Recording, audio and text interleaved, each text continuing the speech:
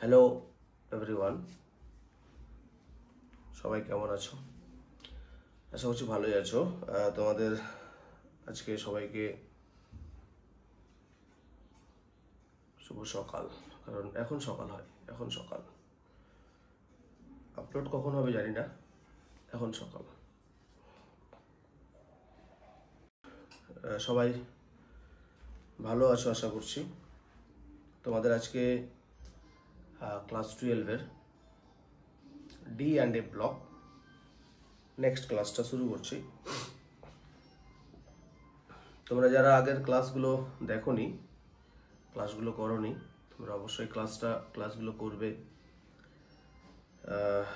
একটা ক্লাসের সাথে আর একটা ক্লাস রিলেটেড ক্লাসগুলো অবশ্যই করবে। তবে আশা করছি এই ক্লাসটা খুব সুন্দরভাবে বুঝতে পারবে। যাই হোক, আর কথা বাড়াচ্ছি না। তবে তোমরা যারা আমার ক্লাস করে উপকৃত হচ্ছ, ক্লাসের কিছু তোমাদের কাজে লাগছে বলে মনে করছো, তারা অবশ্যই চ্যানেলটিকে অবশ্যই সাবস্ক্রাইব করবে এবং আমার পাশে থাকবে। তোমরা যত ক্লাস করবে তত আমি এনকারেজ হব, তোমরা যত ক্লাস করবে তত আমি খুশি হব এবং এনার্জি পাবো, এবং প্রবলেম যত বলবে সেটাতেও আমি খুশি হব। ঠিক আছে? কাজেই ক্লাস করতে থাকো, আর অসুবিধা হলে আমাকে বলবে। যেভাবে ক্লাস দিচ্ছি বা দিয়ে রেখেছি তাতে মনে হচ্ছে তোমাদের এক্সট্রা কোনো কেমিস্ট্রি টিউশন পড়তে হবে বলে মনে হয় না। কাজেই প্রত্যেকটা ক্লাস ভালো করে করো এবং কানেক্টেড থাকো, আশা করছি লাভ হবে। তো ঠিক আছে, শুরু করা যাক আজকে ডি অ্যান্ড এ ব্লকের নেক্সট ক্লাস। ডি অ্যান্ড এ ব্লকের নেক্সট ক্লাস। তো আজকে যেটা করাবো সেটা হচ্ছে, এর আগের দিন অবধি কিন্তু আমি জারণের স্তরটা করিয়ে চলে গেছি। ঠিক আছে? এর আগের দিন অবধি আমি জারণের স্তরটা করিয়ে চলে গেছি। আজকে যেটা করাবো সেটা হচ্ছে Trends in stability, Trends in stability of higher oxidation states.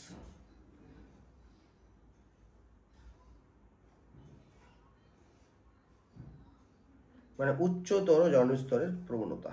ঠিক আছে? কি বললাম? উচ্চতর জারণ স্তরের মানে স্টেবিলিটি, স্থিতিশীলতার প্রবণতা। তো আমি একটা সুন্দর একটা ছক আঁকছি। হ্যাঁ, সেই ছক থেকে সুন্দর করে তোমাদেরকে বোঝানোর চেষ্টা করছি। দেখো,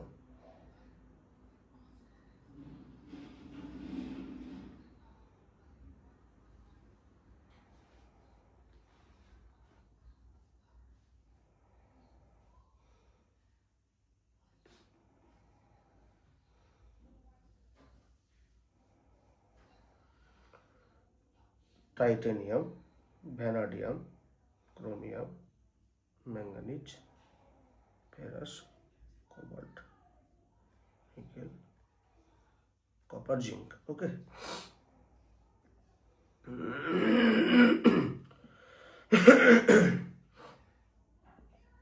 অক্সিডেশন স্টেট। আচ্ছা, +6 +5 +4 +3 +2 +1। ঠিক আছে? দেখো, টাইটানিয়াম কিন্তু +6-এ কোনো যৌগ গঠন করে না। বিশেষ করে ফার্স্টে আমি হ্যালাইড যৌগটা করছি, ভালো করে শুনবে। হ্যালাইড যৌগটা করছি। টাইটানিয়াম +6 অক্সিডেশন স্টেটে কোনো হ্যালাইড যৌগ সেরকম দেখায় না। +5-এও কোনো রকম হ্যালাইড যৌগ দেখায় না, মানে আনস্টেবল। +4-এ কিন্তু হ্যালাইড যৌগটা দেখায়, এবং সেটা TiX4 হ্যালাইড, মানে 4টা নেবে আর কি। বোঝা গেল? তাহলে TiX4। +3 স্টেটেও দেখায় TiX3, কারণ আমরা দেখেছিলাম এর আগে দিন +4 +3 দেখায়, এবং +2-তেও দেখায় সেটা হচ্ছে TiX2। ঠিক আছে, তাহলে আমি একটু দাগ দিয়ে দিচ্ছি কারণ কাজে লাগবে তোমাদের। দেখো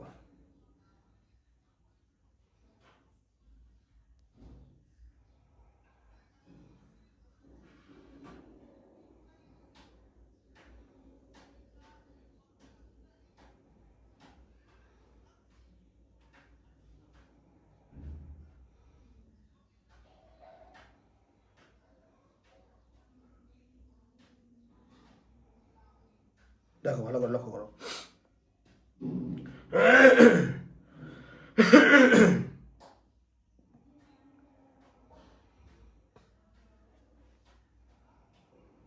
কি বললাম, TiX2 দেখাই।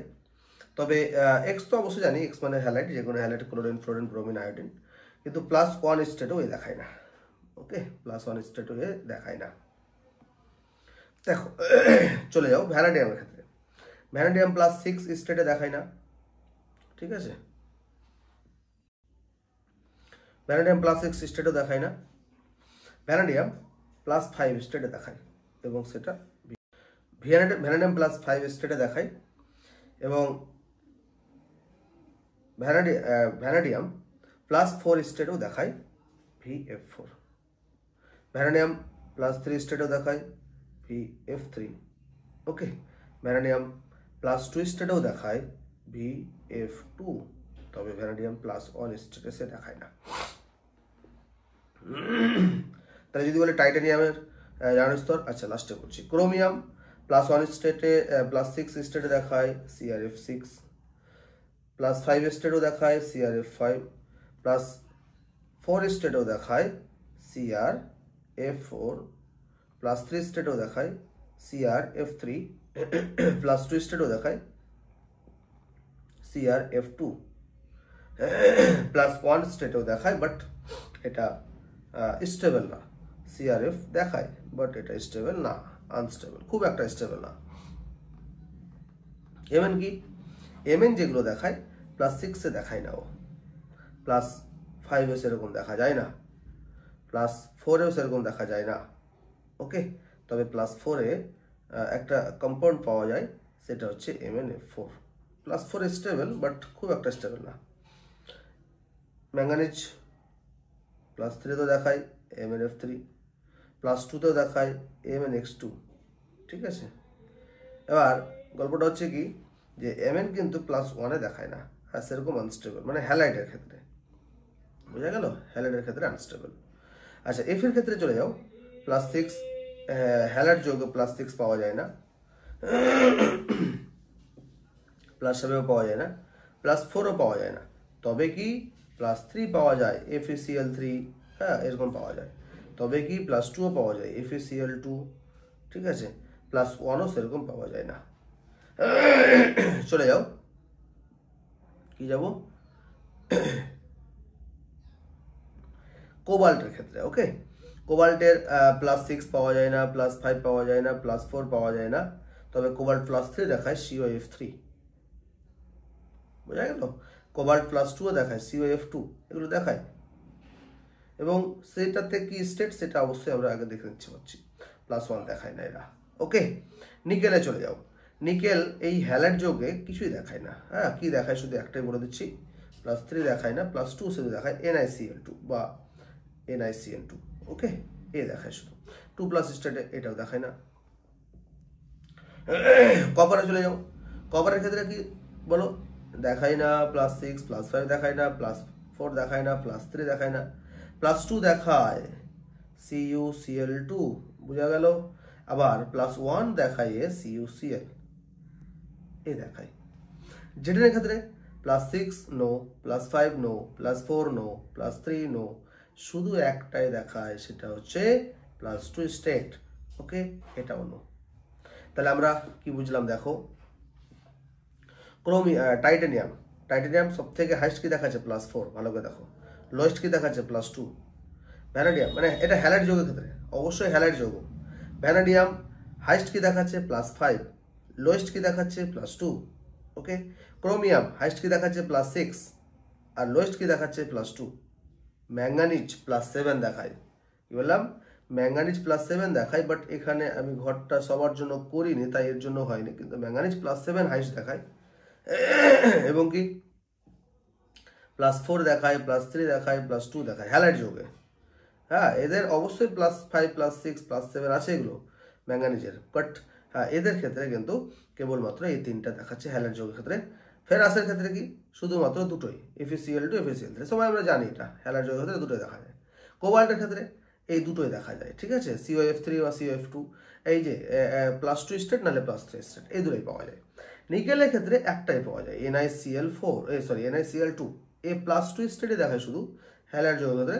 ওকে, NiCl2 অবশ্যই সবাই আমরা এই ব্যাপারে জানি। কপার কি করে, দুটো দেখায়, এটা +1 দেখায়, এটা +2 দেখায়। ওকে, এটা +1, এটা +2।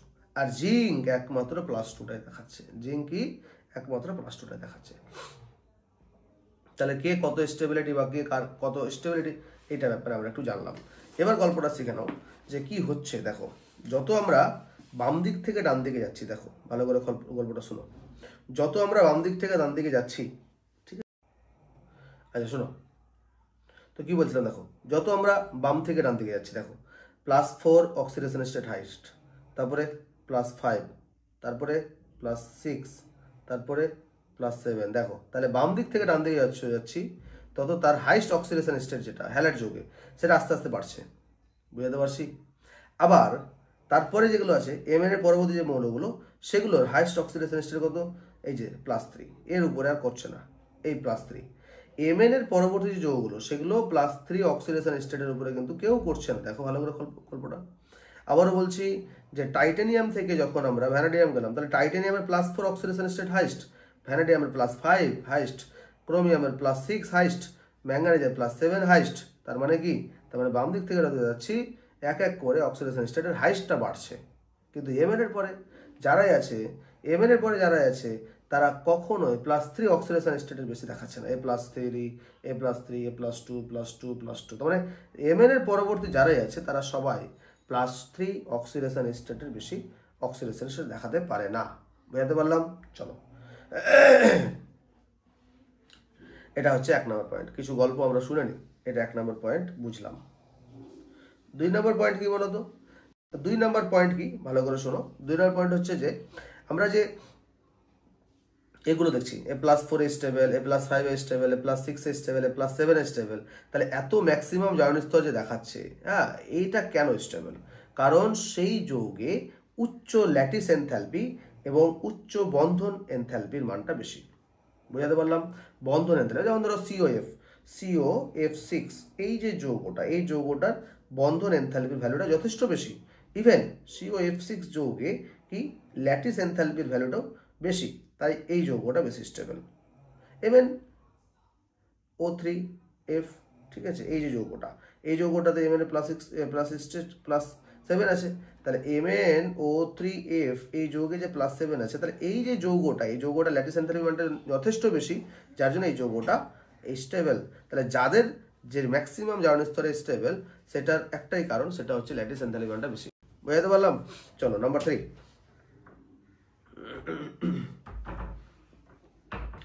নাম্বার 3D ব্লকের যে মৌলগুলো, সেই মৌলগুলির নিম্নতর জারণ স্তরে ফ্লোরাইড যৌগগুলো স্থায়ী। দেখো ভালো করে বলবো, আমি প্রত্যেকটাতে F দিয়ে দিয়েছি, কোনো সমস্যা নাই। এই যে টাইটানিয়াম F দিয়ে দিয়েছি আপাতত বোঝানোর জন্য, ভ্যানাডিয়াম F দিয়ে দিয়েছি, ক্রোমিয়াম F দিয়ে দিয়েছি। হ্যাঁ, এদের ক্ষেত্রে যেগুলো ম্যাক্সিমাম, সেগুলোতে সাধারণত F এর যা মানে আছে, স্টেবিলিটি আছে, যদি প্লাস স্টেটটা কম থাকে, যেমন CO2+, এই স্টেটে যতটা মানে এরা ফ্লোরাইড যৌগ গঠন করতে পারে, স্বাভাবিক, কারণ ফ্লোরাইডের আকার ছোট। তাহলে নিম্নতর জারণ স্তরে কি হয়, ফ্লোরাইড যৌগগুলো বেশি স্টেবল হয় নিম্নতর জারণ স্তরে। মানে বলতে চাচ্ছি COF6 কি, এটা তো +6 স্টেট, আবার COF3, ভালো করে শোনো, তাহলে এ কি +3 স্টেট। তাহলে +6 স্টেটে এই ফ্লোরাইড যৌগ যত স্টেবল, +3 স্টেটে এই ফ্লোরাইড যৌগটা বেশি স্টেবল। তার মানে স্টেবিলিটি ওয়াটা যদি বলে, তাহলে COF3 গ্রেটার দেন কি COF6, এটাই বলতে চাচ্ছি। ম্যাক্সিমাম অবশ্যই +6 স্টেট, কিন্তু মানে স্টেবিলিটি যদি বলি ফ্লোরাইডে, শুধু কেবল তো ফ্লোরাইড, ক্লোরাইড না, কিন্তু ফ্লোরাইডের ক্ষেত্রে COF3 স্টেবিলিটিটা COF6 থেকে বেশি। নাম্বার 4 কি বললাম, নাম্বার 4 Cu Cl2 পাওয়া যায়, Cu Br2 পাওয়া যায়, Cu F2 পাওয়া যায়, বাট CuI2 পাওয়া যায় না। কেন এটা পাওয়া যায় না? কারণ কি, CuI2 যদি ভাঙে তাহলে Cu2 plus plus 2I minus এটাতে ভেঙে যায়। তো এবার দেখো দুটো আয়োডিন কি করে, নিজে বিজারিত না, এরা জারিত হয়ে I2-তে পরিণত হয়, আর এদেরকে জারিত কি করে, এই Cu2 প্লাসটা করে দেয়। তাহলে আয়োডিনের কেন এই গল্পটা হয়? আয়োডিন এই গল্পটা হয় তার কারণ হচ্ছে আয়োডিনের আকারটা বড়। আবার আমরা ফাজানের সূত্র অনুযায়ী জানি যে আয়োডিন বা অ্যানায়নের আকার যদি বড় হয় তাহলে সেক্ষেত্রে তারা সমযোজী বন্ধনে আবদ্ধ হয়ে যায়। তাই Cu2 প্লাস দুটো আয়োডিনকে I2-তে কনভার্ট করে দেয়, তাই CuI2 এর অস্তিত্ব নাই, মানে এরা নিজেরা আলাদা হয়ে গেল। তাহলে আর Cu2 প্লাস সাথে যুক্ত হবে, তাই CuI2 আর পাওয়া যায় না। বুঝাতে পারলাম? ওকে।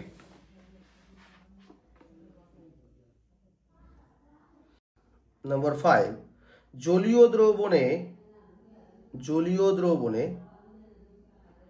Cu প্লাস অপেক্ষা Cu2 প্লাসের স্থায়িত্ব বেশি। তার কারণটা কি? কারণ জলীয় দ্রবণে এই যে Cu2 প্লাস দেখতে পাচ্ছি, এই যে Cu2 প্লাস, এই Cu2 প্লাস কি হয়, স্টেবল। হ্যাঁ, কেন? এবার কারণটা শুনলাম যে Cu প্লাস যেটা আছে না, এই Cu প্লাস জলীয় দ্রবণে সহজেই Cu-তে কনভার্ট হয়ে যায়। এটা ডিসপ্রপোর্শনেশন বিক্রিয়া বলা হয়। কি বলা হয়? ডিসপ্রপোর্শনেশন বিক্রিয়া বলা হয়।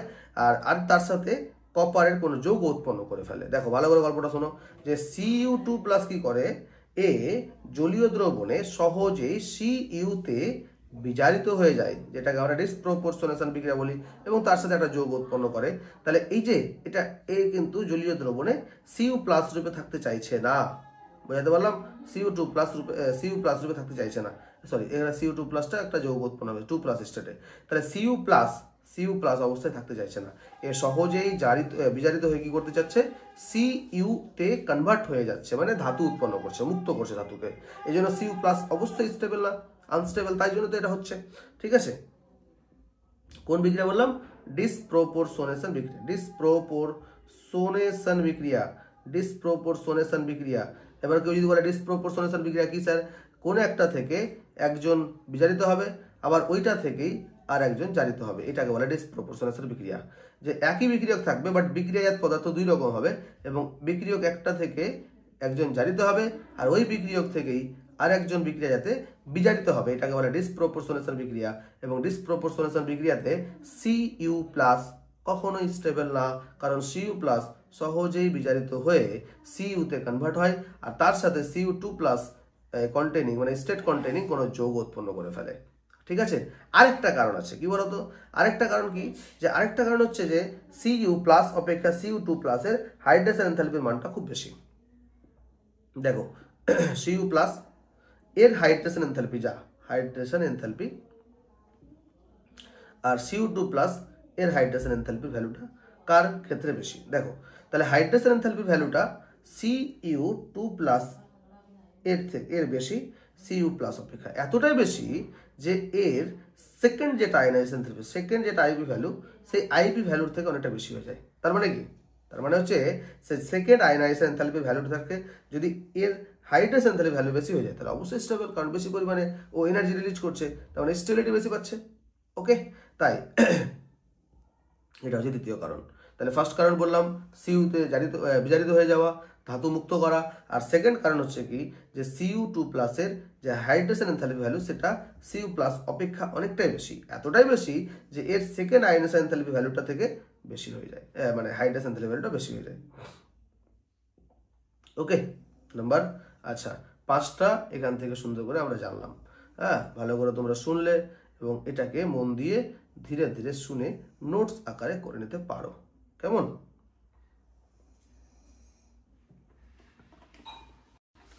আচ্ছা, নেক্সট যেটা টপিক সেটা হচ্ছে কি, যে সন্ধিগত সারি বরাবর যে মৌলগুলো আছে তাদের তড়িৎদ্বার বিভবের প্রবণতা, যেটা হ্যাঁ সেকেন্ড যেটা আমরা করব সেটা হচ্ছে Trends in standard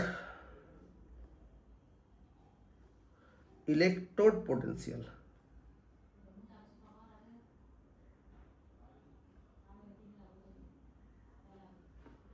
along transition series. দেখো ভালো করে গল্পটা শোনো। বলেছে যে সন্ধিগত সারি বরাবর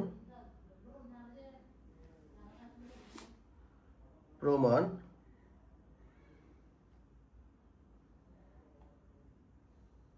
তড়িৎদ্বার বিভবের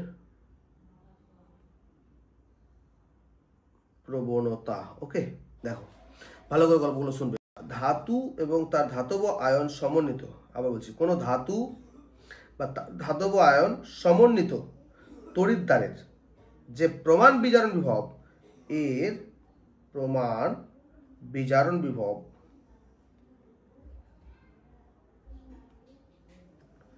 যত বেশি ঋণাত্মক হবে, ঠিক আছে, em2+/m এর ভ্যালুটা যত নেগেটিভ হবে, ওই ধাতুটা তত ভালো বিজারক রূপে কাজ করবে। বুঝতে পারলাম? যত নেগেটিভ হবে এর তত ভালো বিজারক, তার মানে কি? বিজারক মানে কি? অপরকে বিজারিত করবে, নিজে জারিত হবে। তার মানে কি? তার মানে অপরকে বিজারিত করবে, আর নিজে কি হয় বলতো? নিজে জারিত হবে। ওকে, তার মানে কি? m2+ বা m+ থেকে m এ মানে ধাতুতে সহজে মুক্ত হবে না, বিজারিত হবে। বিজারিত ভালো হবে না, বিজারিত করবে, নিজে জারিত হবে। ঠিক আছে, দেখো তার মানে কি? ভালো করে গল্পটা শুনে নাও। যে যদি এই ক্ষেত্রে যদি বলি যে কোনো, ধরো সাপোজ কোনো তড়িৎদ্বার বিভব কার E0 H+ থেকে H2, হ্যাঁ, H2 উৎপন্ন করছি, এবং এর ক্ষেত্রে প্রমাণ তড়িৎদ্বার বিভব মানটা 0।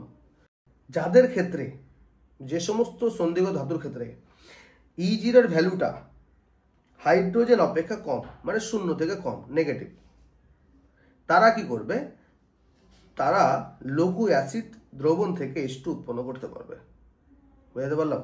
যাদের এই যে প্রমাণ তড়িৎদ্বার বিভবের ভ্যালুটা 0 থেকে কম, তারা লঘু অ্যাসিড দ্রবণ থেকে H2 গ্যাস উৎপন্ন করতে পারবে। যেমন ধরো M+ কি 2H+। ওকে, এবার এ কি করলো? M2+ H2, এই যে উৎপন্ন করতে পারলো। তার মানে কি? যাদের ক্ষেত্রে এই এর ভ্যালু নিশ্চয়ই তাহলে কি এটা থেকে এটার ভ্যালুটা নিশ্চয়ই তাহলে কি 0 থেকে কম আসে, তার জন্যই সে H+ এর সাথে যুক্ত হয়ে অ্যাসিড দ্রবণে H2 উৎপন্ন করতে পারলো। ওকে, নাম্বার 2 কি? কপার একমাত্র মৌল বা কপার একমাত্র ধাতু যে কিনা প্রমাণ তড়িৎদ্বার বিভব ভ্যালুটা ধনাত্মক। নাম্বার 2, কপার একমাত্র ধাতু যার প্রমাণ তড়িৎদ্বার বিভব ভ্যালুটা ধনাত্মক। কত ভ্যালু? 0.34, এটা হচ্ছে ইলেকট্রন ভোল্ট, এবং এইটা লঘু অ্যাসিড দ্রবণ থেকে H2 নির্গত করতে পারে না। কেবলমাত্র জারক অ্যাসিডের সঙ্গে কপারের বিক্রিয়া ঘটলেই একমাত্র বিজারণটা হয়। অ্যাসিডের বিজারণ হয়। আবার বলছি যে 3D সারির একমাত্র মৌল কপার। কপার কি?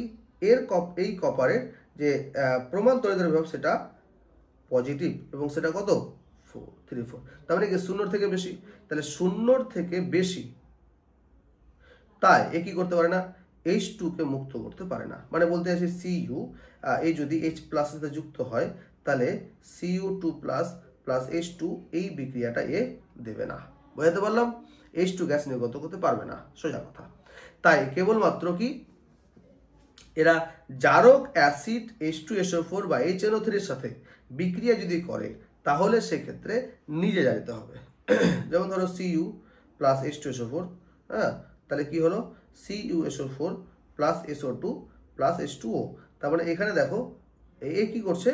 নিজে এরকম ভাবে জারিত হবে না, H2SO4 কিংবা HNO3 এর সাথে বিক্রিয়া করে 0 স্টেটটাকে +2 করে, এইটা করে। বাট এর প্রমাণ তড়িৎদ্বার বিভব ভ্যালুটা কি?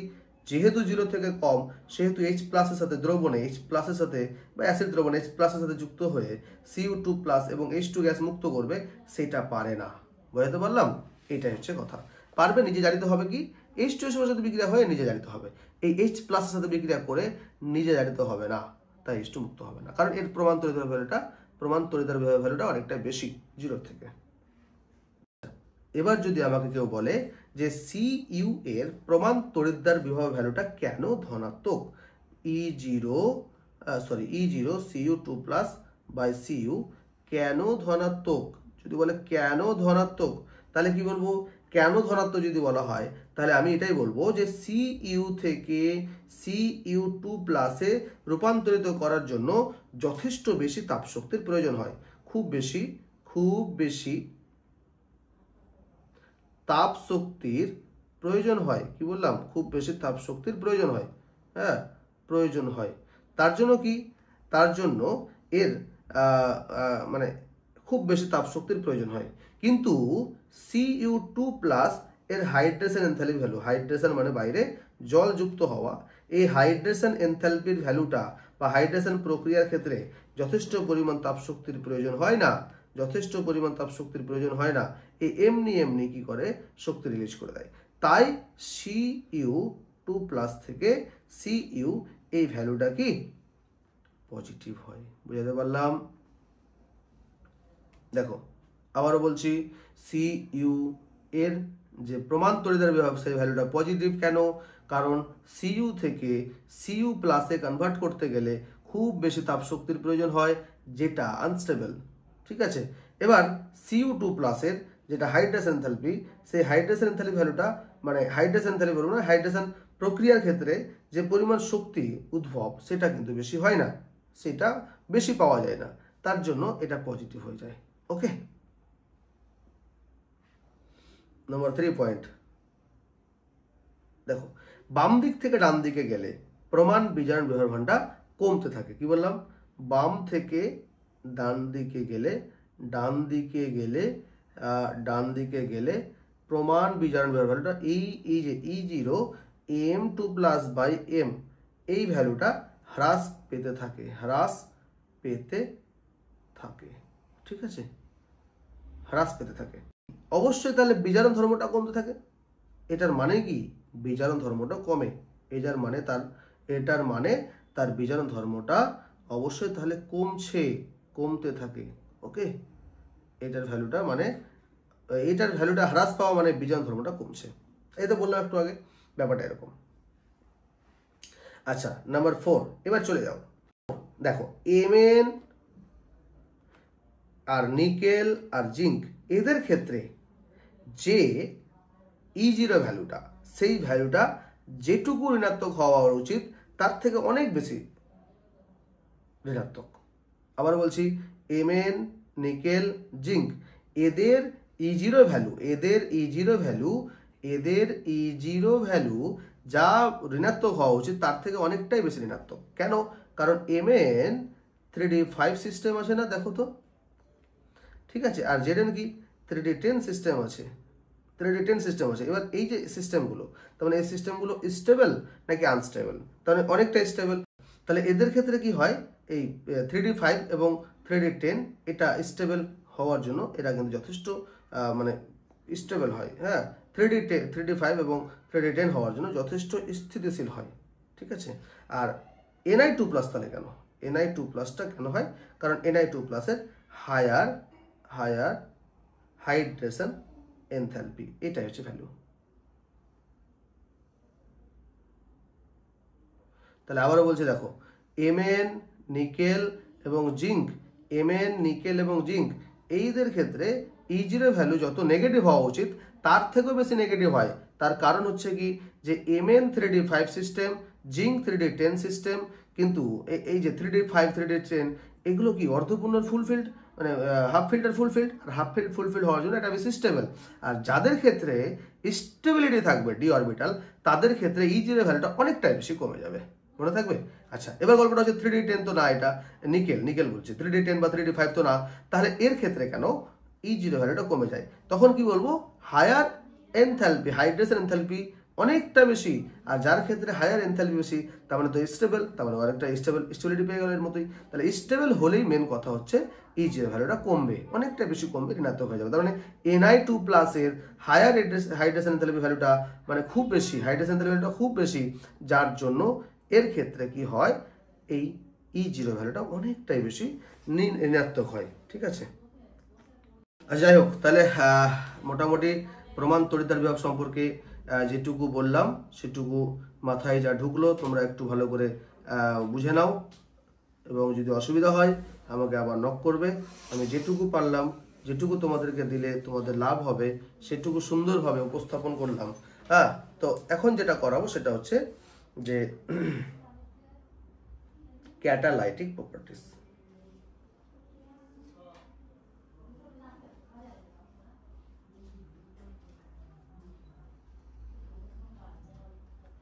ক্যাটালাইটিক প্রপার্টিস, ক্যাটালাইটিক কারা? যারা অনুঘটক রূপে কাজ করে। ক্যাটালাইটিক প্রপার্টিস দেখো, আমি ফার্স্ট লেকচারে তোমাদেরকে কোন এলিমেন্টস কিসে হিসাবে কাজ করতে পারে, ক্যাটালাইটিক হিসাবে কাজ করতে পারে, আমি মোটামুটিভাবে দেখিয়েছিলাম খুব সম্ভবত। হ্যাঁ, ঠিক আছে। যেমন ধরো কি বলেছিলাম, নিকেল কি করতে পারে, হাইড্রোজেনেশন করতে পারে। ঠিক আছে, Fe এটা কি করতে পারে, হেবার পদ্ধতিতে কাজে লাগে। যেমন ধরো প্ল্যাটিনাম, সেটা কি করতে পারে, SO2কে SO3-তে কনভার্ট করতে পারে। হ্যাঁ, এই যেমন N2কে N2+H2কে NH3-তে কনভার্ট করতে পারে। ঠিক আছে, যেমন ধরো কোবাল্ট কি করতে পারে, ফিশার ট্রিপস বা ট্রপস এখানে গ্যাসোলিন সিনথেসিস করে। হ্যাঁ, গ্যাসোলিন সিনথেসিস করে, বুঝতে পারছো, গ্যাসোলিন সিনথেসিস করে। তার মানে কি, এগুলো অবশ্যই অনুঘটক রূপে কাজ করে, পরবর্তীতে এরা কিন্তু আনচেঞ্জ থেকে যায়। MnO2 কি করে, KClO3 থেকে মানে O2 উৎপন্ন করে না, বুঝতে পারছো তো, মনে পড়ছে। TiCl4, এই দেখো TiCl4 এ কি করতে পারে, জিগলার নাটা অনুঘটক, এটা মানে এ কি করতে পারে, পলিইথিলিন উৎপন্ন করতে পারে, পলিইথিলিন উৎপন্ন করতে পারে। ওকে, প্ল্যাটিনাম তো আমি বললাম। আচ্ছা, যদি প্ল্যাটিনাম আলাদা করে থাকে তাহলে NH3 থেকে NO উৎপন্ন করতে পারে। Mn2+ এ কি করতে পারে, অক্সালিক অ্যাসিড এবং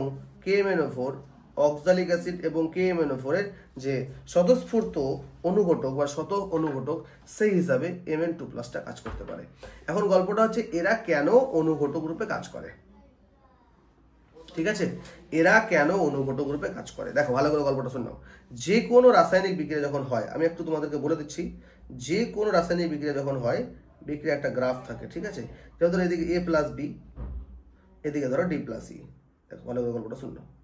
তাহলে A+B থেকে D+E যেতে হবে, কোন একটা রাসায়নিক বিক্রিয়াকে, এদিকে এনার্জি A+B থেকে D+E যেতে হবে। তাহলে এটা বিক্রিয়ক আর এই D+Eটা বিক্রিয়াজাত, এটা বিক্রিয়ক আর D+Eটা বিক্রিয়াজাত। তাহলে A+B থেকে D+E যাওয়ার জন্য প্রত্যেকটা বিক্রিয়ার ক্ষেত্রে কি হয়, একটা নির্দিষ্ট পরিমাণ শক্তি তাকে অর্জন করতে হয়, নিম্নতর একটা শক্তি অর্জন করতে হয়। যে শক্তিটা অর্জন না করলে তারা বিক্রিয়াজাত পদার্থে উপনীত হতে পারবে না।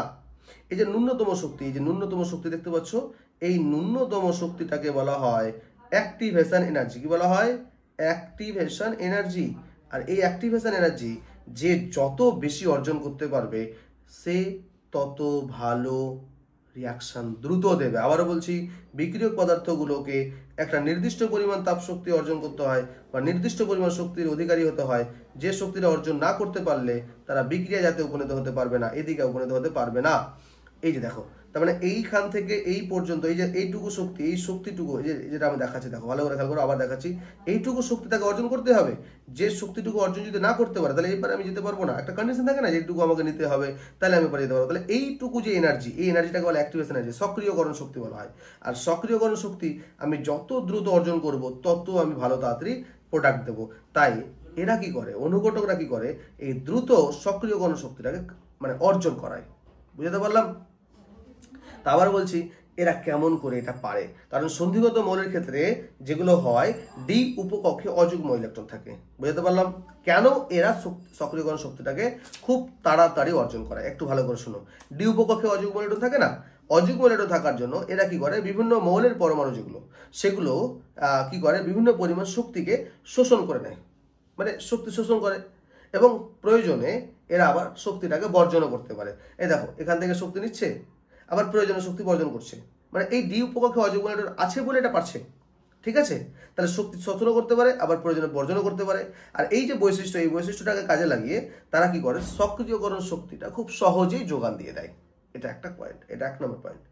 ঠিক আছে, 2 নম্বর পয়েন্ট কি, যে সন্ধিগত মৌলের যেগুলো ডি উপকক্ষ সেগুলো আংশিকভাবে পূর্ণ থাকে এবং বিভিন্ন এরা জারণ স্তরে বিক্রিয়ক অণুর সাথে একটা অস্থায়ী যৌগ গঠন করে ফেলে।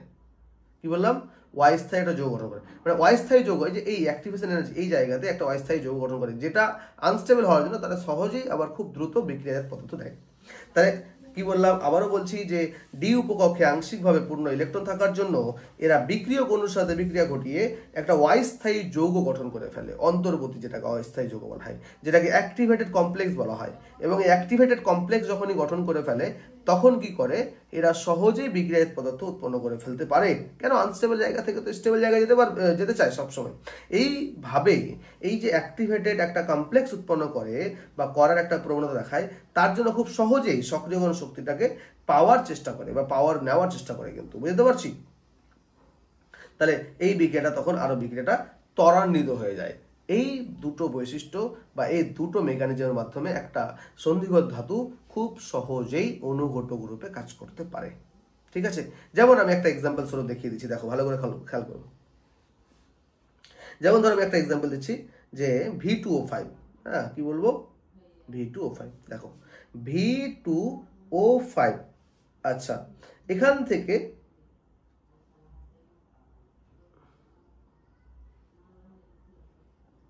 আচ্ছা, যেমন আমি একটা এক্সাম্পল দিচ্ছি, দেখো যেমন ধরো SO2 থেকে আমি কি করব, SO3 তে কনভার্ট করব। এবার SO2 থেকে SO3 তে কনভার্ট করার জন্য আমার কি লাগে, V2O5 লাগে। ঠিক আছে, কি বললাম, V2O5 লাগে। তাহলে V2O টা কিভাবে কাজ করে দেখো, ফার্স্টে কি হয়, ফার্স্ট স্টেপে কি হয়, V2O5, দেখো ভালো করে হলো, V2O5 ফার্স্ট স্টেপে SO2 এর সাথে যুক্ত হয়ে যায়, V2O4 নামক একটা অন্তর্বর্তী যৌগ গঠন করে, যেটা অ্যাক্টিভেটেড কমপ্লেক্স বলা হয়। কি বলা হয়, অ্যাক্টিভেটেড কমপ্লেক্স বলা হয়, অ্যাক্টিভেটেড কমপ্লেক্স বলা হয়। আর এই অ্যাক্টিভেটেড কমপ্লেক্সটা গঠন করলো এবং তার সাথে SO3 উৎপন্ন করে ফেললো। ঠিক আছে, তাহলে এই যে অ্যাক্টিভেটেড কমপ্লেক্স এ কি করে, এ পুনরায় আবার সেকেন্ড স্টেপে V2O4 আছে না, তাহলে সেকেন্ড স্টেপের মাধ্যমে কি হয়, V2O4টা আবার অক্সিজেনের সাথে বিক্রিয়া করে দিয়ে V2O5 এ কনভার্ট হয়ে যায়। বুঝলাম, তাহলে V2O4 একটা অ্যাক্টিভেটেড কমপ্লেক্স উৎপন্ন করলো এবং সেটা আবার পরবর্তী স্টেপে O2 এর সাথে বিক্রিয়া করে V2O5 এ কনভার্ট হয়ে যায়। তার মানে কি, এ আনচেঞ্জ থাকলো নাকি বিক্রিয়া করে চেঞ্জ হয়ে গেছে, আনচেঞ্জ, ঠিক না, তাহলে আনচেঞ্জ হয়ে গেল। তাহলে এইভাবে কিন্তু আমরা যে কোনো রাসায়নিক বিক্রিয়ায় কিভাবে এই V2O5 এর মতো আরো সন্ধিগত মৌলরা অনুঘটক রূপে কাজ করতে পারে। ওকে, আচ্ছা আরেকটা এক্সাম্পল দেবো কি, চলো দিয়ে দিই, কোনো সমস্যা নেই। দেখো আরেকটা এক্সাম্পল দিয়ে দিই, তাহলে 2I, দেখো আরেকটা রিঅ্যাকশন দিয়ে দিই, 2I মাইনাস প্লাস H2O8। ওকে, এ কি করে, এতে কনভার্ট হবে, I2 তে কনভার্ট হবে। হ্যাঁ, মানে মেন কথা I2 তে কনভার্ট হবে। এবার এখানে অনুঘটক রূপে কাজ করে কি, Fe3+ বা Fe2+, যাই হোক। দেখো কিভাবে কাজটা করে, কেন কাজটা করে, SO4 2- উৎপন্ন হয়। তাহলে দেখো Fe3+ প্রথমে কি করে, I এর সাথে যুক্ত হয়। তাহলে ফার্স্ট স্টেপে কি হয়, Fe3+ I মাইনাস এর সাথে যুক্ত হয়ে যায়, দিয়ে Fe2+ উৎপন্ন করে। ঠিক আছে, তাহলে এই যে মাঝখানে Fe2+ উৎপন্ন হলো না, এটাই তো কি, এটাই অ্যাক্টিভেটেড একটা part, activated part. Already I2 পেয়ে গেলাম, এটা অ্যাক্টিভেটেড পার্ট। এই অ্যাক্টিভেটেড পার্ট কি করে, পরবর্তীতে H2O8 এর সাথে, মানে 2- H2 অবশ্যই এর সাথে যুক্ত হয়ে আবার ও কিসে কনভার্ট হয়, Fe3+ এ কনভার্ট হয়ে যায়, SO4 উৎপন্ন করবে, SO4 তাহলে এই যে Fe2+টা পেলাম, এই Fe2+টাই কি করতে পারে, Fe2+টাই কি করতে পারে, অ্যাক্টিভেটেড কমপ্লেক্স রূপে ব্যবহার হতে পারে বা হয়। ঠিক আছে, এই রকম মাঝখানে যে গল্পটা আমরা শুনতে পাচ্ছি যে অ্যাক্টিভেটেড কমপ্লেক্স উৎপন্ন করছে, আর এই অ্যাক্টিভেটেড কমপ্লেক্সটা উৎপন্ন করছে এই পথের মাধ্যমে তো দ্রুত হারে সক্রিয়করণ শক্তিটাকে অর্জন করছে। আমার মূল উদ্দেশ্য সক্রিয়করণ শক্তি অর্জন করা, তাহলে সক্রিয়করণ শক্তি অ্যাক্টিভেটেড কমপ্লেক্স, আর এনার্জির ভ্যালু অ্যাক্টিভেশন এনার্জি। তাহলে আমি অ্যাক্টিভেটেড কমপ্লেক্স উৎপন্ন করতে পারলেই দ্রুত অ্যাক্টিভেশন এনার্জি তাহলে আমার গেইন করা হয়ে গেল। আর দ্রুত অ্যাক্টিভেশন এনার্জি গেইন করা মানেই রিয়াকশন রেটটা বেড়ে যাওয়া। বোঝাতে পারলাম? চলো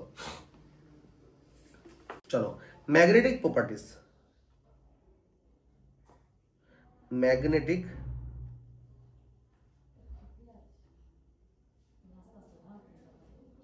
প্রপার্টিজ। দেখো সন্ধিগত ধাতুরা কিন্তু সন্ধিগত ধাতুরা তাদের আয়নে ম্যাগনেটিক প্রপার্টিজ শো করে। এরা বিভিন্ন জটিল যৌগ গঠন করতে পারে। তো ম্যাগনেটিক প্রপার্টিজ যে শো করে এটা কিভাবে আমরা বুঝবো? যে কোনো সন্ধিগত ধাতু যেমন ধরো Fe2+ বা CO2+, দেখো Fe2+ কি হয় 3d6 4s2 2+ মানে 4s0 হয়ে গেল, CO2+ মানে কি 3d7 4s0 হয়ে গেল। তাহলে অযুগ্ম ইলেকট্রন কটা আছে? দেখো 3d6 এ অযুগ্ম ইলেকট্রন কটা আছে? অযুগ্ম ইলেকট্রন আছে 4টা। কটা বললাম? 1 2 3 4। দেখো 1 2 3 4 5 6। তাহলে অযুগ্ম ইলেকট্রন সংখ্যা নাম্বার অফ আনপেয়ার্ড ইলেকট্রন কটা? 4টা। আর এর ক্ষেত্রে আনপেয়ার্ড ইলেকট্রন কটা দেখো তো? এর ক্ষেত্রে আরেকটা কমে যাবে না? 1 2 3 4 5 6 7। তাহলে নাম্বার অফ আনপেয়ার্ড ইলেকট্রন কটা? 3টা। যার আনপেয়ার্ড ইলেকট্রন সংখ্যা যত বেশি তার ম্যাগনেটিক প্রপার্টিজ তত বেশি। দেখো আনপেয়ার্ড যদি থাকে ইলেকট্রন যদি থাকে তাহলে প্যারাম্যাগনেটিক যে কোনো ক্ষেত্রে তোমাকে যাই দিবে এটা প্যারাম্যাগনেটিক না ডায়াম্যাগনেটিক। আর যদি না থাকে আনপেয়ার্ড ইলেকট্রন যদি না থাকে কি বললাম? তাহলে কি বলবো এটাকে? ডায়াম্যাগনেটিক। ওকে, তখন কি হবে বলো তো? ডায়াম্যাগনেটিক হলে মিউ 0। মিউ মানে কি? ম্যাগনেটিক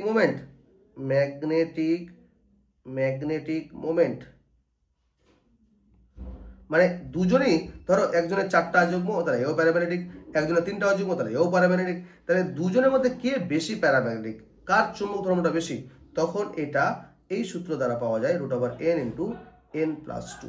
ঠিক আছে, √n × n+2। তাহলে √n × n+2 মানে n মানে হচ্ছে অযুগ্ম ইলেকট্রন সংখ্যা ধরো ফেরাসের ক্ষেত্রে বার করছি, তাহলে 4 × 4+2। ঠিক আছে, তাহলে অবশ্যই অযুগ্ম ইলেকট্রন সংখ্যা যত বেশি হবে n এর ভ্যালু তত বেশি হবে, আর n এর ভ্যালু যত বেশি হবে মিউ এর ভ্যালুটাও তত বেশি হবে। বুঝতে পারলাম? দেখো n যদি 1, n মানে অযুগ্ম ইলেকট্রন সংখ্যা, n যদি 1 হয় 1.73 bm। বোর ম্যাগনেটন, bm মানে pm মানে হচ্ছে বোর ম্যাগনেটন।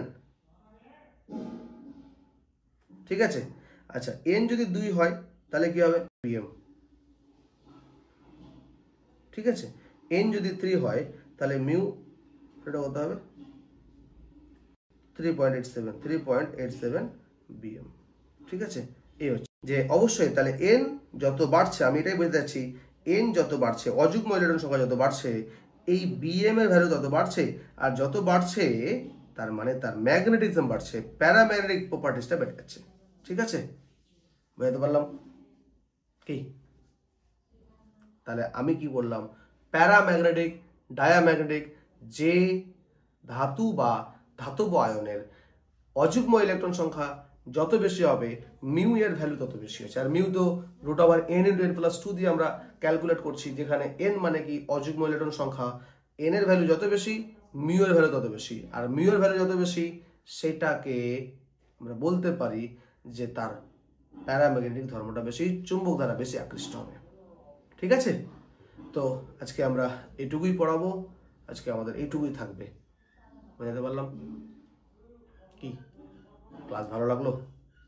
আশা করছি ভালো লাগলো এবং